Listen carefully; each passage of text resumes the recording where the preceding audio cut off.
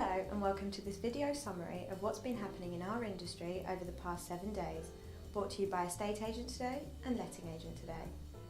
It's been a big week for the letting sector. From October the 1st, it was compulsory for all letting agents to be a member of a redress scheme. This idea is a major part of the government's plans to clean up the industry after a series of allegations about rogue agents losing landlords' money, unfairly keeping tenants' deposits and levying too many fees. There's a £5,000 fine for any agents who fail to register with one of the 3 redress schemes. And one of those schemes, the Property Ombudsman, this week produced its figures for the first half of 2014. The big trend is the dramatic rise in complaints about letting agents. The Ombudsman says he received 721 complaints about letting agents in just 6 months. That's a 37% increase on the same period last year. He also received 544 complaints about estate agents on the sales side of the market.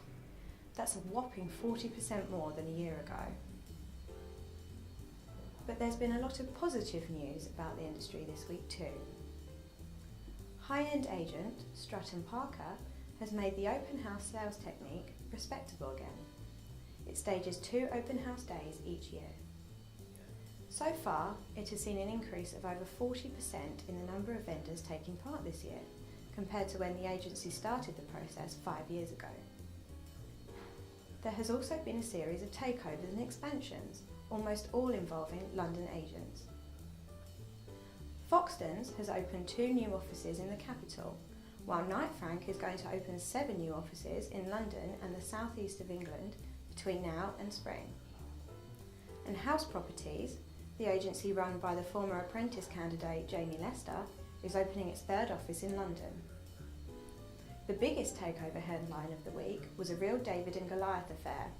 The huge international agency JLL, which until recently was known as Jones Lang LaSalle, has taken over the tiny WA Ellis agency, which has just 1 office in Knightsbridge.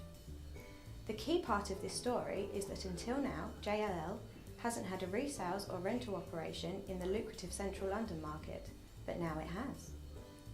House price indices have been in the news again, but not for the usual reasons. Estate Agent Today this week had an exclusive story that the monthly Home Track price index is to be scrapped after 14 years. Many people in the industry are sceptical about the usefulness of price indices, including the one from Home Track. But this was at least a monthly survey which was compiled entirely from estate agents' data. Now it is to be replaced with a Home Track price survey of 20 big cities across the UK. There were 3 interesting international stories this week, which we featured because they gave an insight into what might happen here. The first was that Rupert Murdoch's new corporation has purchased one of the United States' biggest property website groups for almost $1 billion. The second story concerned letting agents being forced to return fees to tenants. This happened in the Netherlands, but it's exactly the sort of debate happening in this country. Should letting agents charge both landlords and tenants for services? Our third international story was from the US again, about an online agency which is using a buy now facility, like the one we see on websites like Amazon and eBay.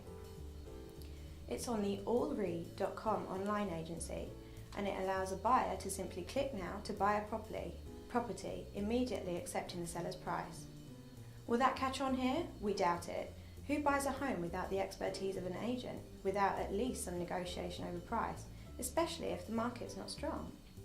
Well, that's it from us this week. Remember that Estate Agent Today and Letting Agent Today is updated online every weekday. Keep checking in if you want the latest in industry news. Until next time, have a great week.